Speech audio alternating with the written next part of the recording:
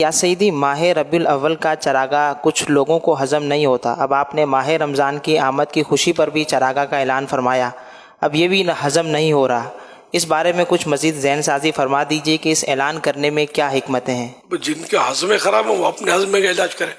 پھر ان کو یعنی یہ جو شادیوں میں لاکھوں روپے کے سجاوٹیں کرتے ہیں، یہ ہضم ہوتا ہے کہ نہیں؟ تو پوچھو ان کو۔ عقیقے میں کرتے ہیں، پتہ نہیں کن کن مواقع پہ کرتے ہیں۔ پھر اپنے اپنے ملک کی جو وطن ہے، جیسے ہمارے یہاں پاکستان کا 14 اگست کو وہ یوم آزادی ہے، کتنا چراغا ہوتا ہے، یہ پوچھو ان کو ہضم ہوتا ہے کہ نہیں؟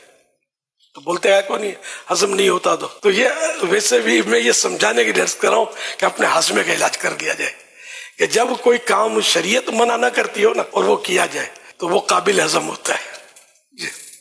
تو اب اگر کسی کو نہیں ہوتا تو اس کا اپنا ہضمہ خراب ہے۔ تو بہرحال یہ کہ ویسے ہم نے ایجاد نہیں کی رمضان المبارک کی روشنی۔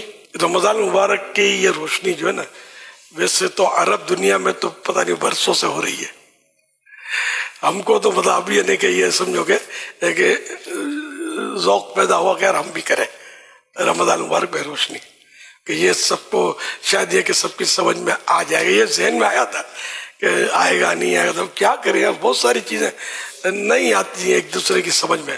تو میں نے وہ آپ کو فارمولہ بتا دیا نا کہ اگر شریعت اس کی اجازت دیتی ہے، اس کے باوجود کسی کو وہ بات ہضم نہیں ہوتی، تو یہ اپنے ہضمے کا علاج کرے، اس چیز کو غلط نہیں کہہ سکتے۔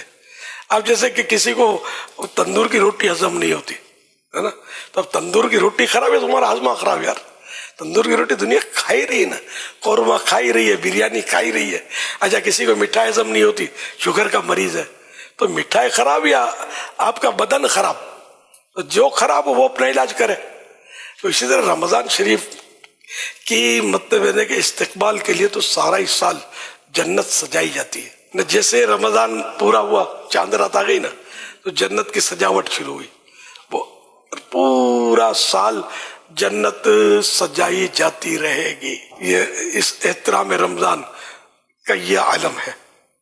تو یہ کہ ہم نے اگر گھر تھوڑے دن کے لیے سجا لیا تو کیا مطلب، اس میں کیا ہو گیا؟ حضور یہ ازہر اور مصر وغیرہ کے جو دارالفتہ وغیرہ ہیں، وہاں سے بھی اور مختلف جگہ سے اگر ہم دیکھیں نا، 358 ہجری میں فانوس کے تعلق سے کوئی تحقیق کے بعد سامنے آئے کہ ماہ رمضان کے لیے مصری جو مسلمان ہوتے تھے، یہ باقاعدہ ماہ رمضان کی آمد کی خوشی میں فانوس کو استعمال کرتے تھے، جیسے قندیلیں، اور ہم جیسے جمر وغیرہ کو ہم لیتے ہیں۔ اور وہاں سے یہ چلتے چلتے چلتے چلتے پورے عرب دنیا کے کئی ممالک میں یہ طریقہ پھیل گیا کہ ماہ رمضان کی آمد پر یہ سرا سجاوٹ کیا کرتے ہیں۔